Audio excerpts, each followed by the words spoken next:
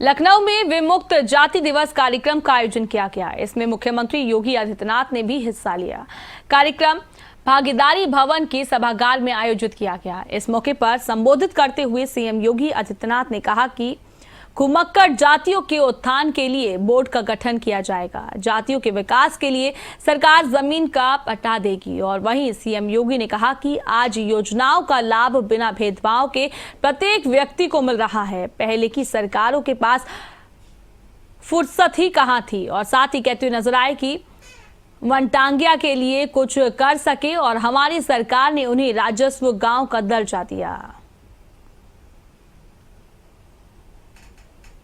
बेटी के जन्म लेने से लेकर के शादी ब्याह होने तक, बेटी के जन्म से लेकर के स्नातक तक की पढ़ाई के लिए 25,000 रुपए का पैकेज सरकार देती है। और शादी के लिए योग्य हुई बेटी 1 लाख रुपए मुख्यमंत्री सामूहिक विवाह योजना में उस बेटी के कन्यादान के लिए सरकार उपलब्ध करवाती है। सरकार की योजना का परिणाम है कि आज योजनाओं का लाभ बिना भेदभाव के प्रत्येक व्यक्ति को मिल रहा है। बिना भेदभाव के राशन की सुविधा का हो, मकान की सुविधा का हो, शौचालय की सुविधा का हो, पेंशन की सुविधा का हो या सरकारी नौकरी में सुविधा का।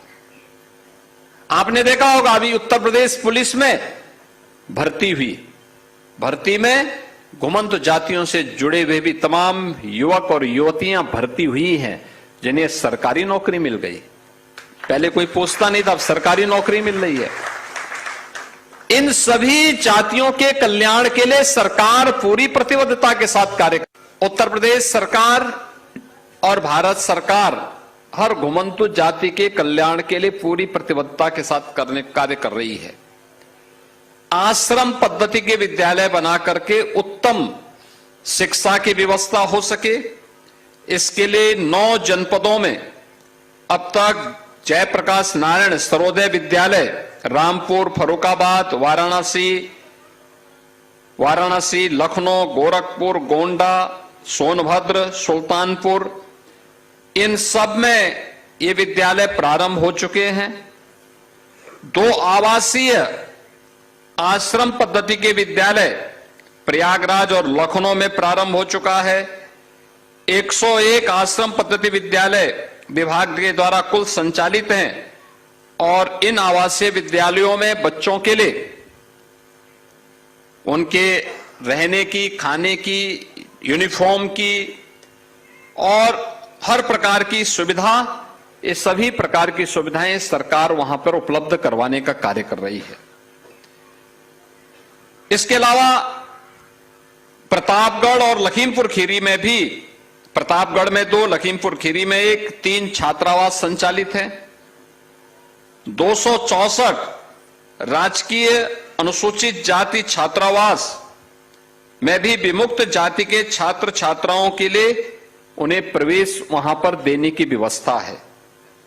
और सरकार के द्वारा राजकीय उन्नयन बस्ती योजना के अंतर्गत कानपुर में, मुरादाबाद में और लखीमपुर में भूमि आवंटन का काम भी उन लोगों के लिए किया गया। पिछले 11 वर्ष में प्रधानमंत्री मोदी जी के नेतृत्व में इन सभी घुमंतु जातियों के कल्याण के लिए केंद्र और राज्य सरकार पूरी ईमानदारी और प्रतिबद्धता के साथ कार्य कर रही है। आज आप उत्तर प्रदेश में देखते होंगे कि हमारी सरकार आई, उससे पहले की सरकारों को इस बात की फुर्सत नहीं थी कि वनटांगिया के लिए कुछ कर सके। हमारी सरकार ने उन्हें राजस्व गांव का दर्जा दिया, उन्हें मत प्रदान करने का अधिकार दिया।